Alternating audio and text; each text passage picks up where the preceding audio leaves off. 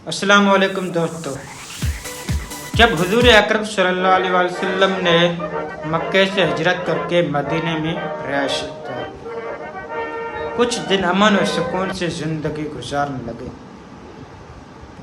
2 सालों के बाद अबू सुफियान नामी एक काफिर शाम से तिजारत करके मक्के आ रहा था।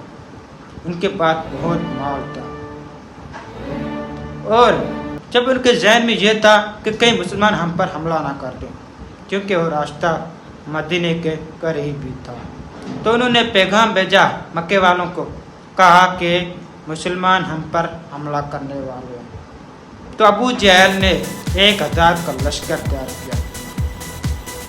जब हुजूर अकरम सल्लल्लाहु अलैहि वसल्लम इस लश्कर का इल्म हुआ तो हुजूर अकरम सल्लल्लाहु अलैहि वसल्लम ने 313 सिपाहियों का एक लश्कर तैयार किया, जिसमें 84 मुहाजिर थे, 229 अंसार थे। इनके पास 70 ऊँट, 2 घोड़े, 2 तलवारें थे और काफिरों के पास 70 घोड़े, सभी तादाद में ऊँट और तलवारें इनके पास थे।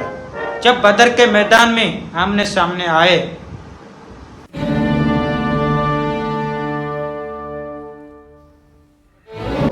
हुजूर अकरम सल्लल्लाहु अलैहि वसल्लम ने एक रात पहले दुआ की थी, या अल्लाह हमारे इस जंग में मदद करना। तो इसमें हुजूर अकरम सल्लल्लाहु अलैहि वसल्लम की दुआ कबूल हुई। अल्लाह ताला के हुक्म से बारिश आई। जब सुबह हुआ तो एक जंग का मंजर दिखाने लगा आमने सामने।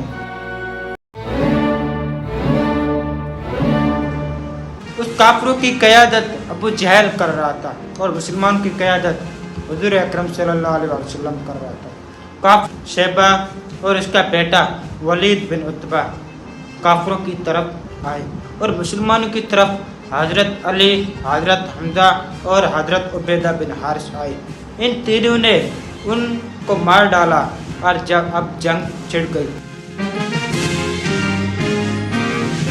अल्लाह ताला की तरफ से फरिश्तों की गैबी मदद आ गई। अब मुसलमानों की एक फतह की निशानी मिल गई। उनमें बहुत से काफिर मारे गए और कुछ भाग गए। उनमें से अबू जहल को मारने वाले 2 नौजवान भाई हजरत मुआज और हजरत मऊज रज़ियल्लाहु तआला अन्हु थे और मुसलमानों के 14 सिपाही शहीद हुए, जिसमें 6 मुहाजिर थे और 8 अंसार थे।